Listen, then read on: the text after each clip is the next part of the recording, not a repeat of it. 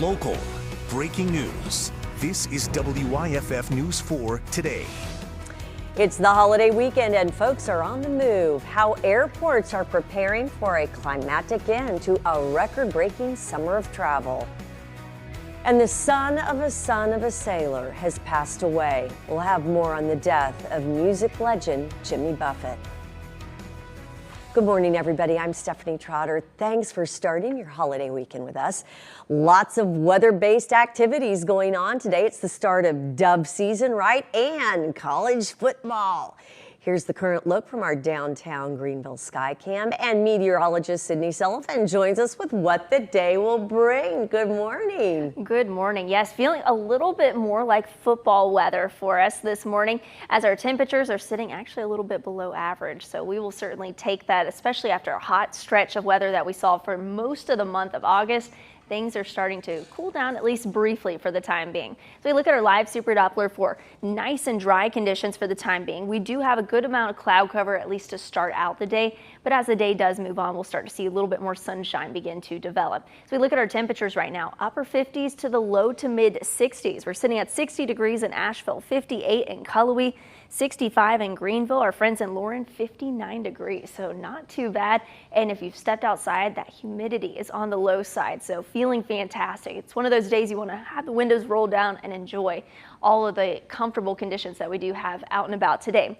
Over the next 12 hours, once the sun is up shortly after 7 o'clock this morning, we will start out with a little bit more cloud cover, but then notice as we head towards this afternoon and evening, lots of sunshine. So a great day to be outdoors, enjoy those comfortable conditions. We'll top out in the low to mid 80s today for the upstate, and for the mountains going to feel fantastic as well. If you're starting to do any hiking today, I would say today would be a great day to do so, primarily in the low 80s for highs.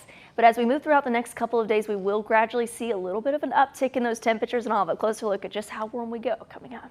All right, thank you so much. What a great forecast. Well, all new this morning, singer-songwriter Jimmy Buffett has died at the age of 76. His family posted on his official website that he passed away yesterday, peacefully, surrounded by his family, friends, music, and his dogs. Buffett strummed a top 10 hit, Margaritaville, into a lifestyle brand that included music, restaurants, books, even golden year living communities, including one in Hilton Head. Parrot heads around the world are mourning today. The sun-kissed singer's cause of death has not yet been released, but it does come after hospitalizations forced him to cancel shows back in May. A new report has just been released and sparked debate about Duke Energy's rolling blackouts during Winter Storm Elliott last December. On Christmas Eve, Duke Energy began rolling blackouts as below freezing temperatures swept across the South. In South Carolina, some 94,000 customers were impacted. On average, customers were without power for less than 3 hours, but some went as long as 10 without electricity and heat. Pipes froze and burst in a number of places, including Harvest Hope in Greenville. The Office of Regulatory Staff found the cause of the outage was an inadequacy of supply to meet demand. It says Duke under-forecasted requirements. This while large amounts of generation resources were unavailable. Duke Energy responded to the report saying in part, quote, "While the companies mostly concur with the factual reporting and analysis in the ORS report, there are complex issues covered that are not accurately reported or contextualized." A Spartanburg man has been sentenced to 23 years in prison after pleading guilty to stabbing someone to death with a knife. The solicitor says Matthew Shop pled guilty to several charges, including voluntary manslaughter. Back in 2021, witnesses told investigators Shop stabbed Joey Lott multiple times in an abandoned house on William Street. Shop later showed up at the hospital with a cut hand and a bloody knife. Two Spartanburg men are behind bars after deputies say they were caught with thousands of dollars in cash and a slew of drugs in their car. Patrick Smith and Tyrone Ellis were pulled over in the area of North Forest and York Streets on Thursday. As deputies approached, they say they smelled a strong odor of marijuana. During a search of the car, officers found more than $18,000 and several types of drugs, including fentanyl. The men were arrested and denied bond. A Henderson County deputy is on the mend this weekend after a one-car accident Thursday night. Troopers say Deputy Jonathan Rhodes was on his way to help a fellow officer when he lost control in a curve on Howard Gap Road. They say Rhodes drove off the road and hit a tree. He was flown to the hospital but is expected to be okay. No one else was involved in the crash. Officials are predicting millions of people are traveling this holiday weekend despite hot weather, high gas prices, and crowded airports. The FAA was counting some 50,000 flights yesterday alone. CNN's Pete Montaigne takes a look at the final days of one of the busiest summer travel periods on record. It is a climactic end to a record-breaking summer of travel, with a new survey saying more than half of all Americans expect to travel for Labor Day. At Chicago O'Hare, officials are bracing for a 7% increase in passengers compared to the holiday weekend last year. The TSA says after this weekend, this summer will set a new air travel record with more than 227 million people screened at airports since Memorial Day. Transportation Secretary Pete Buttigieg says flight cancellations are going down, but the latest numbers from FlightAware show it is delays that have increased. This summer, more than 25% of flights arrived late by an average of 57 minutes. This year we have seen significant improvement. That doesn't mean that the system was immune from some tough travel days this year and this summer. AAA says even still, travelers remain undaunted, booking 4% more domestic trips compared to last Labor Day weekend and 44% more international trips, with destinations like Vancouver, Rome, and London topping the list. You are seeing flights and trips over to Europe and down to Latin America booming right now, with numbers that are significantly higher than what we saw pre-pandemic. The crowds also stretched to the roads. AAA forecasts that popular routes like Palm Springs to San Diego and the Jersey Shore to Manhattan will hit peak congestion on Monday. Before this weekend, the average price for a gallon of regular gas flirted with a seasonal record set back in 2012. Like everything else, it just keeps going up, and it's why I'm meeting my family halfway. I would have driven all the way down to Baltimore and back. We knew they were going to go up. We knew it, so we filled up before we left Jersey. And that was Pete Montaigne reporting. The Transportation Secretary also says almost 3% of recent flight delays were tied to air traffic control staffing issues. His goal is to get that number down to zero. A pre-trial decision in the Georgia case against former President Donald Trump. The nation will be able to watch the trial live on TV. The judge in the case says he will allow cameras in the courtroom. Trump has pleaded not guilty to racketeering and conspiracy charges. He's accused of trying to overturn 2020 election results. The highest share of working-age Americans are in the workforce now than at any time in the past 20 years. People are coming off the sidelines, getting back to their workplaces. President Joe Biden, the U.S. economy has added 187,000 jobs during August. The Federal Bureau of Labor Statistics found that healthcare, leisure, and hospitality, social assistance, and construction were the industries adding the most jobs.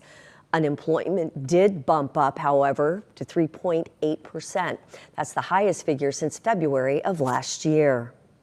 Meanwhile, the Biden administration is proposing a new gun regulation aimed at curbing gun show and internet sale loopholes. Currently, purchases from private sellers, whether at a gun show or somewhere else, do not require a background check in most states. Under the proposed regulations, some of those private sellers may no longer fall within the background check exception. They would need to get licensed and run those background checks.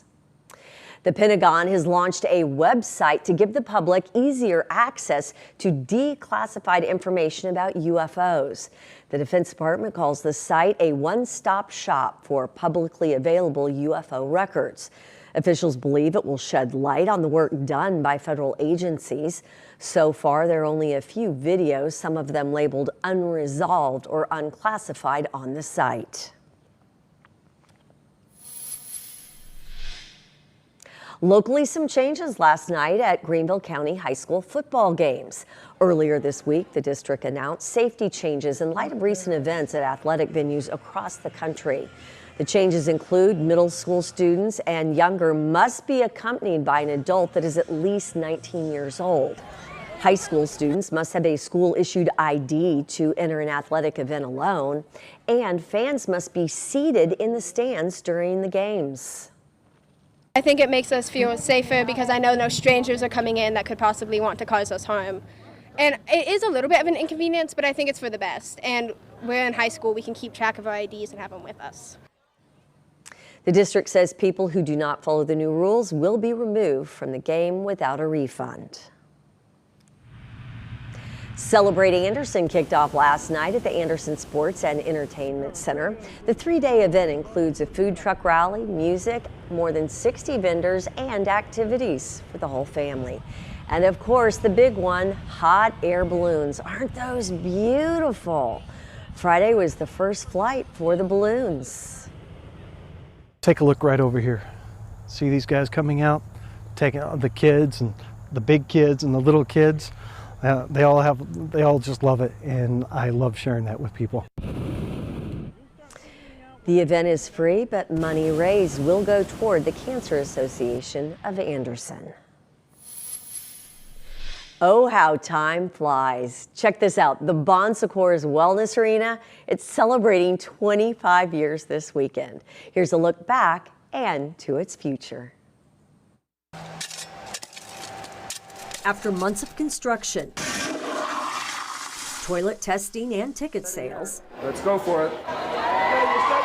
The doors open to a quarter of a century of shows. Prince was great. Paul McCartney was amazing in May of 2019.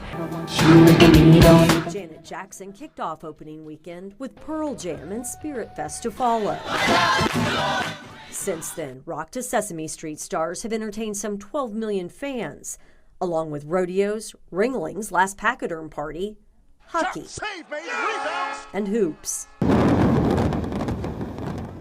The Wells general manager credits those who saw the vision to replace Memorial Auditorium, as well as those who had concerns about the new $64 million arena. I hope that those stakeholders who may have had doubts back in 1998 are looking at it and saying, you know what, that was the right decision. Although the number of seats has stayed consistent, 2 new lounges, a terrace, and a sensory suite have been added since opening. And this year, luxury suites are getting upgrades. The Well is credited with pumping more than $70 million into Greenville's economy. Just one of the many ways the facility has impacted the local quality of life. You know, think about having to go to Charlotte to see a show, or to, you know, go to Atlanta to see a concert or a family show. That's pretty impactful, that you can stay right here in your hometown and have great quality entertainment. Spirit Fest is back. Tomorrow it's going to kick off in the plaza at 2:30. It is one of the longest running events at the Well.